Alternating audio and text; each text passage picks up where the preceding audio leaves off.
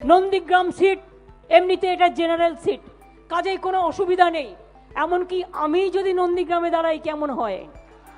2021 के election battle को कुछ नॉच ऊपर ले जाते हुए पश्चिम बंगाल के चीफ मिनिस्टर ममता बनर्जी ने ये अनाउंस किया है कि वो इस साल चुनाव नंदीग्राम कॉन्स्टिट्यूएंसी से लड़ेंगे और ना कि भवानीपुर कॉन्स्टिट्यूएंसी से, जहां से वो पिछले कुछ बारी लड़ी थी।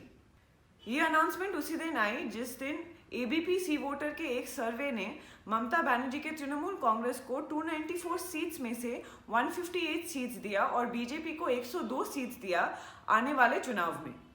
उस सर्वे के मुताबिक ममता बनर्जी के अप्रूवल रेटिंग करीब 53% है। आपको बता दें कि नंदीग्राम तृणमूल कांग्रेस और ममता बनर्जी के लिए एक बहुत ही स्पेशल जगह है।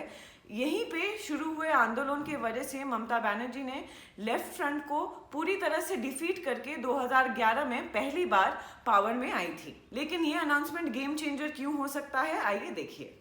पहले तो इस अनाउंसमेंट के साथ ममता बनर्जी ने एक डायरेक्ट चैलेंज दिया है शुभेंदु अधिकारी को, जो पहले तृणमूल कांग्रेस में एक बहुत ही हाई पोजीशन में थे और पार्टी के मिनिस्टर भी थे। हाल ही में उन्होंने बीजेपी ज्वाइन किया है। नंदीग्राम को शुभेंदु अधिकारी का गढ़ माना जाता है। वो वहाँ के आउटगोइंग एमएलए हैं और नंदीग्राम मूवमेंट जो लेफ्ट फ्रंट के अगेंस्ट 2007 में शुरू हुआ था, उसका भी एक मेजर पार्ट थे शुभेंदु अधिकारी। ये माना जाता है कि शुभेंदु अधिकारी का ईस्ट और वेस्ट मिदनापुर डिस्ट्रिक्ट्स में बहुत ज़्यादा इन्फ्लुएंस है। लेकिन ये भी याद रखना पड़ेगा कि 2019 की लोकसभा इलेक्शन में ये दोनों डिस्ट्रिक्ट तृणमूल बीजेपी को हार गई शुभेंदु के ही लीडरशिप के अंडर। बीजेपी नेशनल मीडिया और लेमैन दोनों को ये बताना चाहती है कि अब जब शुभेंदु उनके साइड आ गए हैं तो ये दोनों डिस्ट्रिक्ट मानिए उनका ही हो गया है। लेकिन कहते हैं ना कि बाप बाप होता है और इस केस में तो दीदी दीदी हैं। तो जबकि शुभेंदु नंदीग्राम मूवमेंट में एक मेजर प्लेयर थे, उसका फेस तो दीदी ही थी। अब जब इस सीट में डायरेक्ट दीदी के साथ शुभेंदु अधिकारी का कंपटीशन होगा तो तब वो इस सीट में उतना इन्फ्लुएंस ना जता पाए जितना बीजेपी चाहती हो कि वो जताए। दूसरी तरफ ममता की चैलेंज स्वीकार करते हुए शुभेंदु अधिकारी ने ये बोला है कि नंदीग्राम सीट से बीजेपी की तरफ से जो भी खड़ा हो, अगर वो ममता बनर्जी को कम से कम आधे लाख वोट से ना हराए तो वो पॉलिटिक्स छोड़ देंगे।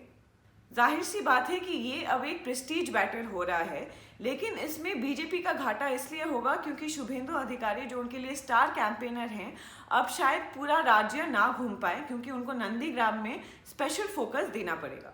इस अनाउंसमेंट से बंगाल के जंगल महल एरिया में भी काफी फर्क पड़ेगा। याद रखना पड़ेगा कि 2011 और 2016 के स्टेट असेंबली इलेक्शंस में जंगल महल ने पूरी तरह से तृणमूल कांग्रेस के लिए वोट किया था। लेकिन 2019 के लोकसभा इलेक्शंस में जो जंगल महल के की सीट्स थे, जैसे पुरुलिया, बांकुड़ा, पश्चिम मेदिनीपुर और झारग्राम, सारे टीएमसी हार गई बीजेपी को। ये सारे सीट्स टोटल 44 असेंबली सीट्स बनाते हैं।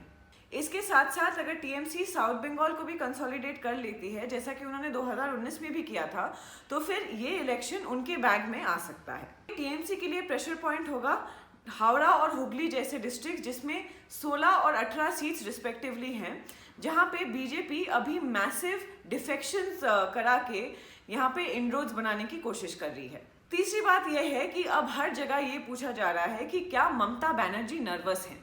इस अनाउंसमेंट के बाद ये प्रश्न का उत्तर तो शायद उन्होंने दे दिया है। पूरे 5 साल बाद नंदीग्राम जाके उन्होंने ये तो कह दिया कि जो नंदीग्राम मूवमेंट था वो उनका था और उसका अगर बेनिफिट किसी को लेना होगा वो बस ममता बनर्जी ही लेंगी। शुभेंदु अधिकारी के घर में उनको एक ओपन चैलेंज देना पार्टी के कार्यकर्ता का मनोबल बूस्ट करेगा।